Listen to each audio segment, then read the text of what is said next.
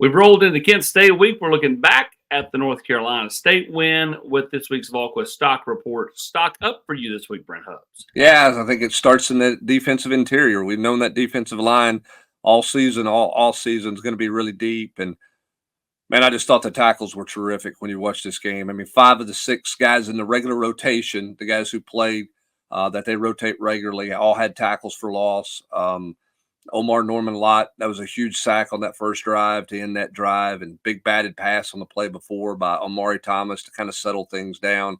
Again, they're playing such a few number of snaps, but their production with the snaps that they're getting from that group is really impressive. AP, just a bunch of grown men and a bunch of grown men who are good football players.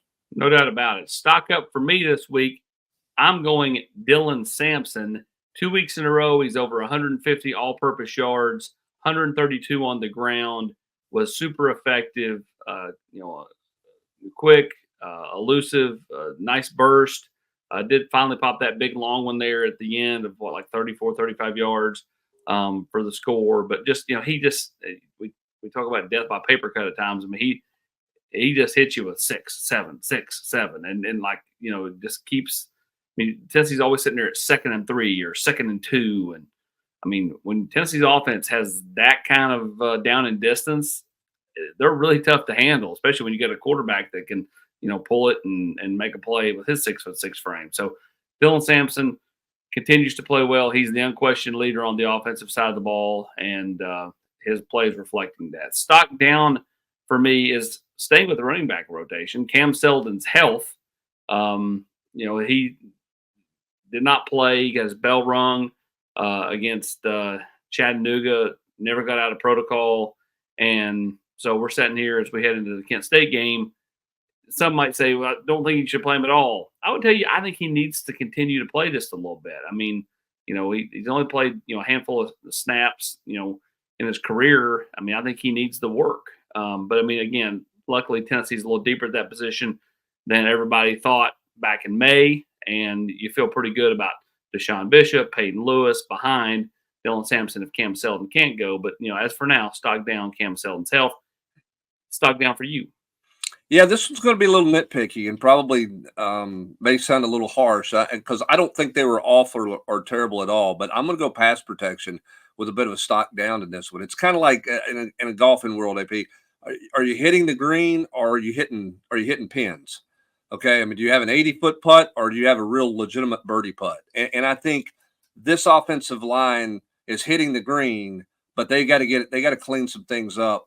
Nico was hit 4 times. He was hurried 5 times. He's going to get hit. He's going to be hurried. You're not going to be perfect in protections, but I think they can clean some technique stuff up and be better in pass protection. This season, obviously, this defense is really good, but you're going to need Nico to stay upright, and you're going to need him to stay healthy. So you got to protect him, and I think that's an area where they've got to grow. I think Josh Heupel alluded to some things in technique they need to clean up. And the standard there is really high because of where you positioned yourself. You put yourself in a position. You are a legitimate potential playoff team. To do that, your quarterback's got to be able to make plays. He's got to be able to stay healthy. That's why that pass protection has to be better than just average or solid. I think it's got to be really good moving forward against good opponents. Stock stagnant for me will just be perseverance. I mean, Tennessee's not really been tested through 2 weeks. I guess maybe a little bit early on, they got punched in the mouth a little bit by NC State, but not really. I mean, I just, I didn't feel like they were ever in jeopardy to lose the game, or NC State really had any kind of real momentum. Chattanooga obviously, was the same way, and Kent State's for sure going to be the same way. So, next week at Oklahoma on the road could be the first time Tennessee could see some type of, something go against them to the point where they have to kind of pick themselves up by the bootstraps and go back to work. So that's just the only reason I'm going stock stagnant. Is I don't think they've to that point where they've seen anything that makes them go, what's this? Yeah, I think that's a great point. I'm going to go with just the edge. Can Tennessee keep their edge about them from a mental standpoint? It's hard to do 18 to 22-year-olds to be at your best all week and every weekend. They don't have to be at their best Saturday against Kent State.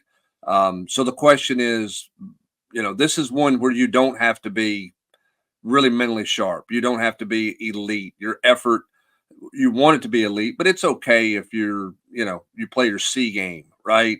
You're going to have to play multiple A games in a row. You're going to have to play with a great edge about you each and every week after this. Can Tennessee do that? We don't know the answer to that. We just know it's hard to do in college football. We saw it in week 2 when you look at scores around the country. So can the leadership on this team help them keep their edge about them week in and week out? He is Brent Hubbs. I'm Austin Price, and this has been the Volquest Stock Report.